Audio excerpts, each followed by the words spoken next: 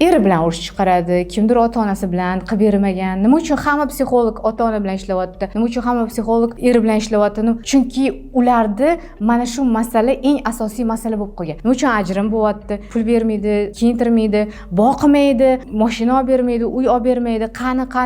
Bu juda ham globalniy mavzu bo'lib ketgan, lekin insonlar shuni bilmaydiki, aslida gap u seni olib berishingda emas. Ya'ni bu psixikamizda shunaqangi darajada bizani ichimizga, ongimizga singib ketganki, kimdir nimadir olsa xursand bo'ladi deb ko'rsatishi va seni hozir va shu yerda hayotda yashayotganingda shu narsaga erishsa, ering shuni qilib bersa, o'zing shuni qilsang, farzanding shunga erishsa, sen super insonsan degan yemish berilyapti. Lekin insonning energiyasi bunga yetmaydi-ku, xavotiri yetmaydi-ku.